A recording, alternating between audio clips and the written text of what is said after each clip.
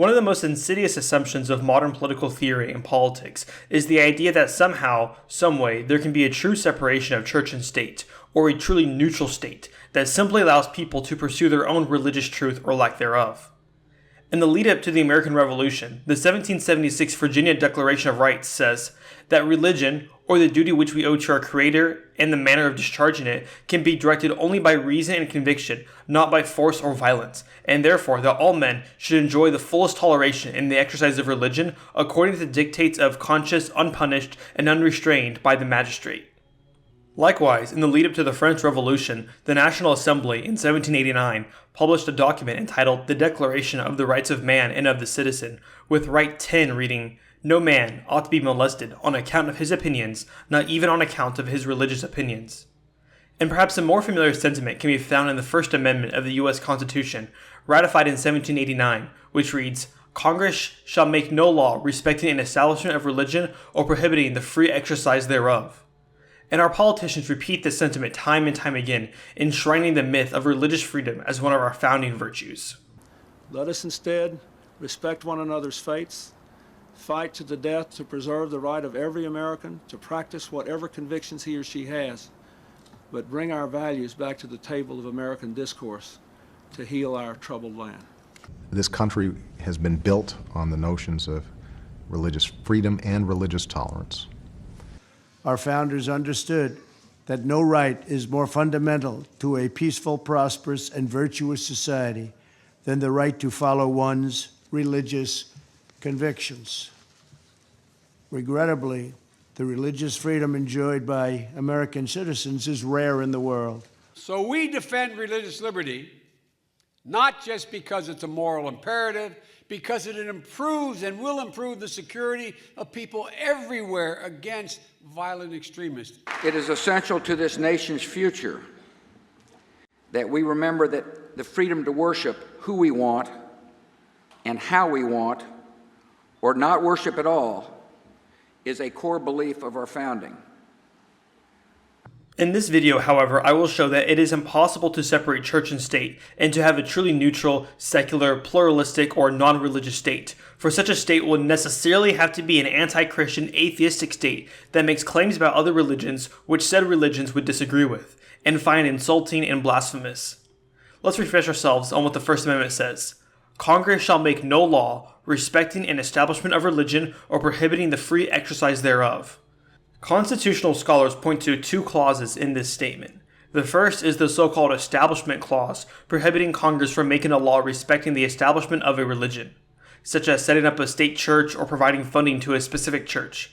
And the second clause is the Free Exercise Clause, which prevents the government from prohibiting the free exercise of religion. The U.S., however, has not been able to uphold the Free Exercise Clause. One source of contradictions pops up when one's religious practices contradict the laws of the land.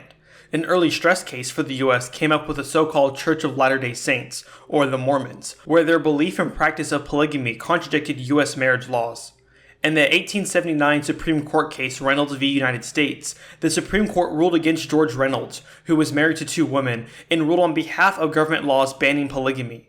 The Chief Justice at the time wrote that to permit this would be to make the professed doctrines of religious belief superior to the law of the land, and in effect to permit every citizen to become a law unto himself. Government could exist only in name under such circumstances.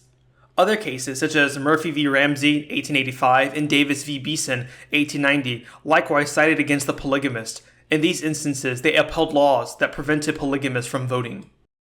But the government doesn't always side against religion. When the requests are much more benign, such as the 1972 case of Wisconsin v. Yoder, where an Amish family pulled their children out of public school system before it was legally allowed, the court sided with the Amish family and allowed religious free exercise to trump the laws. There are several cases involving issues of religious groups having practices that violate the law but were allowed to maintain their practice despite their illegality. However, there are other times where religion conflicts with the law, such as the case of the Mormons and their former practice of polygamy, but also much more benign requests, such as upholding a state law that prevented a Native American from qualifying from unemployment benefits due to his use of the peyote drug for religious and ceremonial purposes, as was the case in the 1999 case of Employment Division v. Smith. There is no real rhyme or reason to the way the court decides on religious matters like these, and the rulings seem to be based more on the cultural zeitgeist and the personality of the judges than anything else. While this might be true for many issues that have broached the Supreme Court, this is an inherent factor in dealing with creating exceptions to uphold free exercise, rather than an accidental factor as in the case of abortion, gun control, or any other controversial topic, which could be dealt with using a consistent legal philosophy given the right personnel on the court. While there are some unconstitutional laws that restrain religious free exercise, those laws are struck down completely and deemed unconstitutional per se. Here we can imagine a law that bans, say, Baptists from going to church, which would be dealt with in such a manner. But there are many valid constitutional laws which the court carves out exceptions for while still upholding the constitutionality of that law.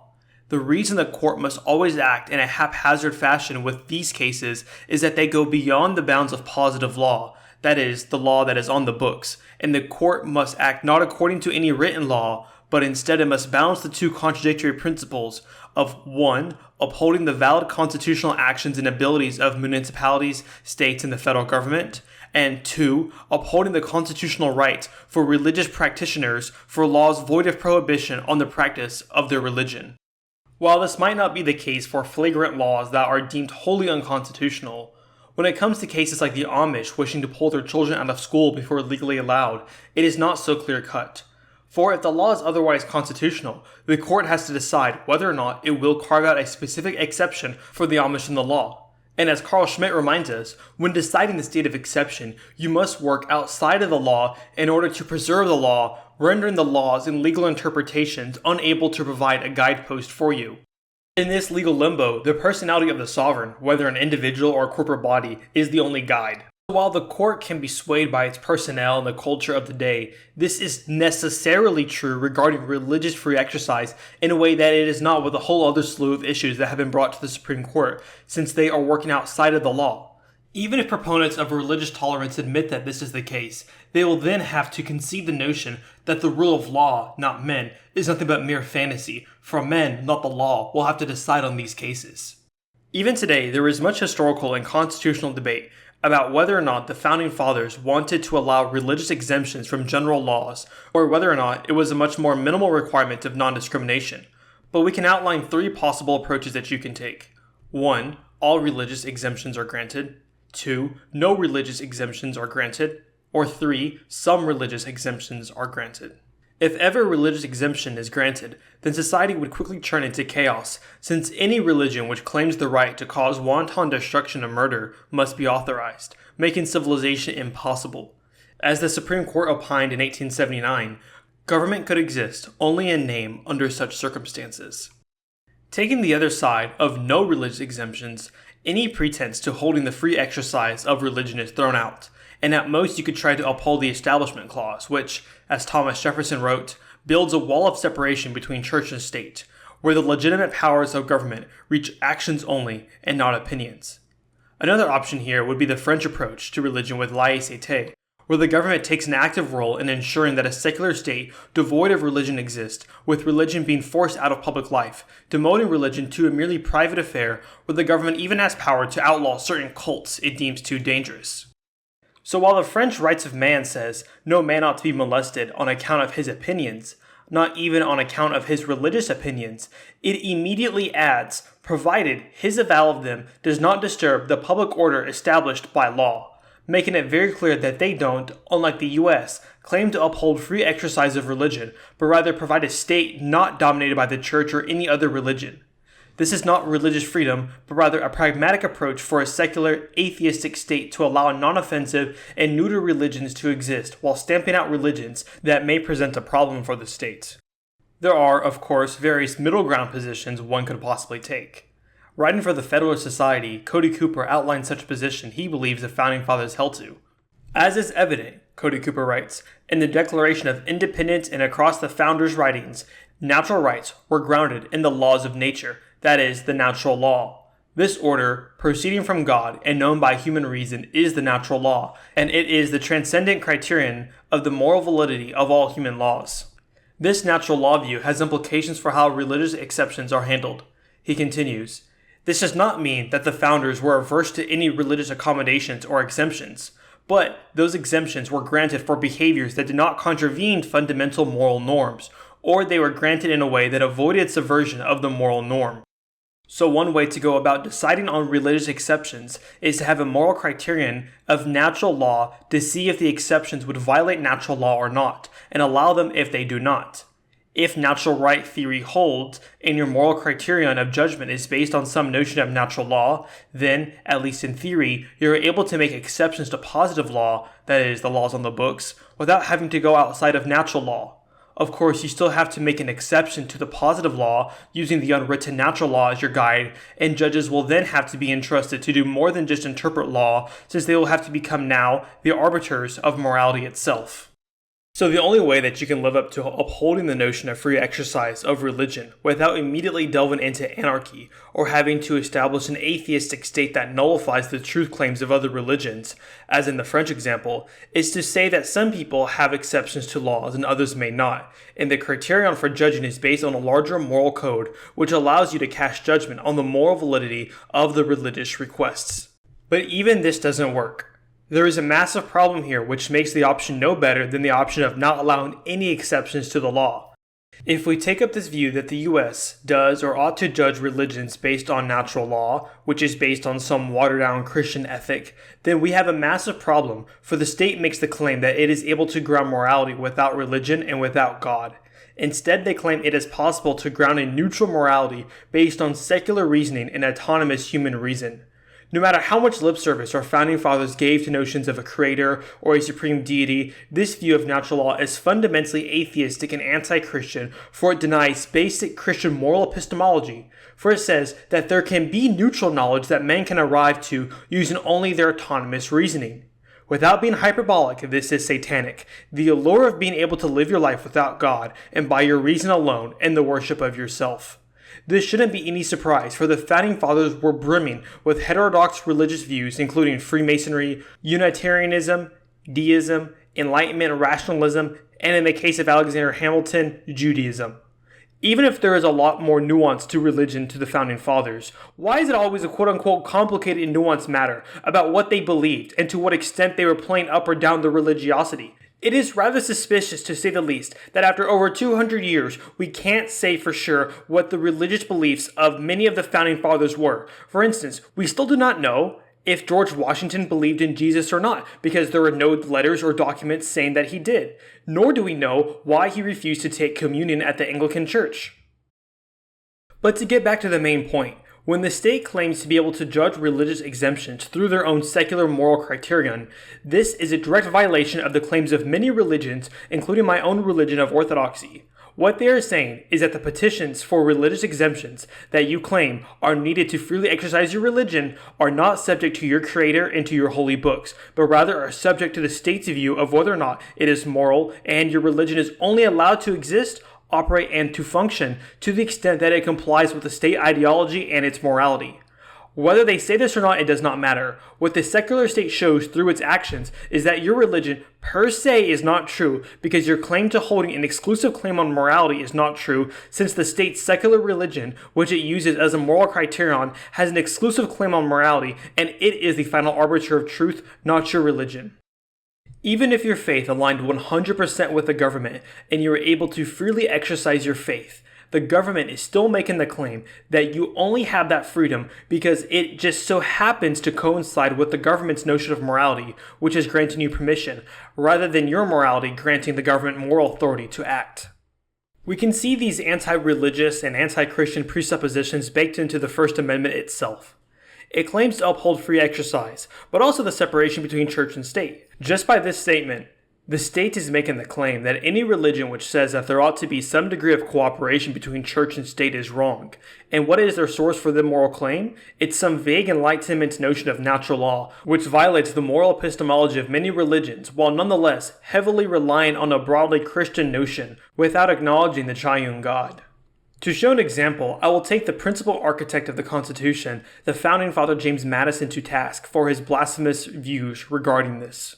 In a speech in the Virginia General Assembly arguing against a bill called Establishing a Provision for the Teachers of the Christian Religion, he starts out somewhat good, actually, saying, "It is the duty of every man to render to the Creator such homage and such only as he believes to be acceptable to him.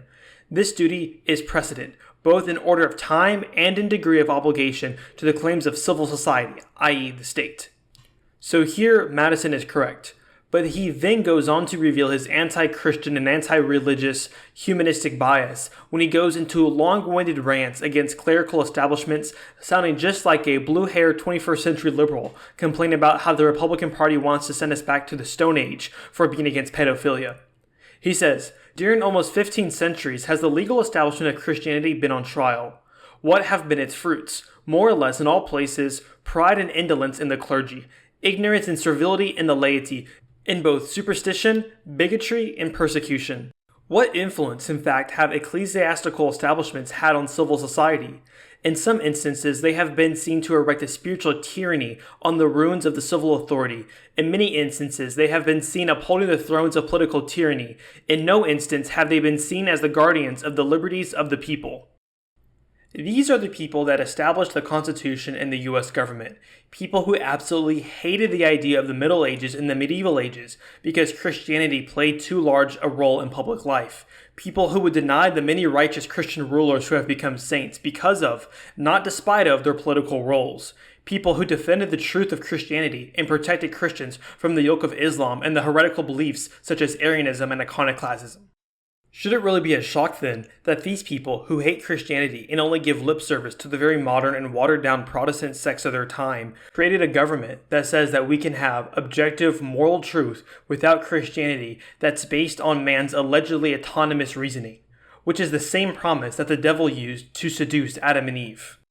But going back to Madison's speech, he seems to be totally ignorant what he said at the beginning about how before man has a duty to the state, he has a duty to his creator, to worship him and serve him in a way that he best sees fit. For he says, the establishment proposed by the bill is not requisite for the support of the Christian religion. To say that it is a contradiction to the Christian religion itself, for every page of it disavows a dependence on the powers of this world. While it is true that Christianity existed before the world and has always existed even before time and always will exist, that by no means implies that Christians can't advocate that the government do things it finds in alignment with the Christian faith. In fact, Madison has it totally backwards. The fact that Christianity is eternally true means that the state should reflect this fact and give up any pretension of neutrality and fully submit itself to supporting the Christian faith. Another point Madison adds is that civil magistrates are not competent judges of religious truth. While I deny that this is universally true, I affirm that then civil magistrate of Virginia, James Madison, is incompetent to judge religious truth. Madison tries to deceive the believer into being complacent and non-argumentative with state atheism, which, as I have shown, denies the truth of our religion and says that our claims to objective and exclusive morality are wrong, and further argues that since Christianity will always be true, it should not try to have an influence on the state. The exact opposite is true. Those in rebellion to Christ must, through love, see the truth of Christianity and have their actions reflect such reality, which means not having a state which says that Christianity is false and some bootstrapping moral epistemology that relies on autonomous human reasoning can be used to judge the Christian faith. As Paul writes in his letter to the Philippians, therefore God has also highly exalted him and given him the name which is above every name, that at the name of Jesus every knee should bow, of those in heaven and those on earth and of those under the earth, and that every tongue should confess that Jesus Christ is Lord, to the glory of God the Father. Here we finally have clarity. We see that these words such as neutrality, secularism, tolerance, pluralism, diversity, and whatever word the modern state uses are shams. It makes the intolerable claim that truth is possible outside of religion through man alone. Those who wish to argue for a separation between church and state must prove that atheism is true and that their own view of morality is true when they dare to judge other religions' petitions for exemptions from the law based on alleged non-religious morality. There is no neutral state. There is only the atheistic state, which claims to have moral superiority over other religions. I just ask that the promoters of this view be honest instead of cloaking themselves in the language of neutrality. So what is the solution to this? The solution is to acknowledge that there is no neutrality and to not strive for it, but for truth. If you believe the truth is atheism, I disagree, but say that your state ideology is atheism and that religion will only be tolerated to the extent that it aligns with your moral values and pragmatic goals. If you believe, as I do, about the truth of Jesus Christ and his victory over sin, death, and the devil, then the state ought to reflect that truth and only allow other religions to operate as long as they are not violating Christian morality. This, of course, does not entail violence against non-Christians or heterodox Christians, but it does entail that their religions are not true and morally repugnant acts that these religions do will not be tolerated from our Christian framework of morality. For example, the child sacrifices will stop, and we will not tolerate other religions' claims to have influence over the state. But what exactly Christian politics and specifically Orthodox politics entails will have to be a topic for another day. And so we need to take a few moments here to talk about neutrality. And I have two simple messages about neutrality. You'll be able to remember them easily, but if you're taking notes, they go like this. When the university professor or the unbeliever that you're dealing with wants you to be neutral, two things. Remember, one, they aren't, and two, you shouldn't be. Can you remember that? They aren't, and you shouldn't be. The first point is those very people who will tell you that Christians have no right to take for granted their point of view are not practicing neutrality themselves. They are not neutral when they approach their subject matter. Now, what will bother you, of course, is that they will always tell you that they are. You shouldn't be neutral because in Matthew, the 6th chapter, verse 24, Jesus says quite clearly that it's immoral. No man can serve two masters. He's going to end up hating one of them, not giving full allegiance and loyalty to one of them. It's impossible to serve two masters. It's impossible for you to have two ultimate authorities in your reasoning, two ultimate authorities guiding your life and conduct. You cannot serve two masters. And so neutrality, the idea that you have multiple commitments out there that are at war and are conflicting with each other, but you're going to do justice to all of them, Jesus says it's impossible. You shouldn't try to do that. Thirdly, you shouldn't try to be neutral because the Bible tells us quite clearly that if you are neutral, you'll be robbed of the ability to gain knowledge. In Proverbs 1 verse 7, we read very clearly that the beginning, the chief point of knowledge, the beginning of knowledge is the fear of the Lord.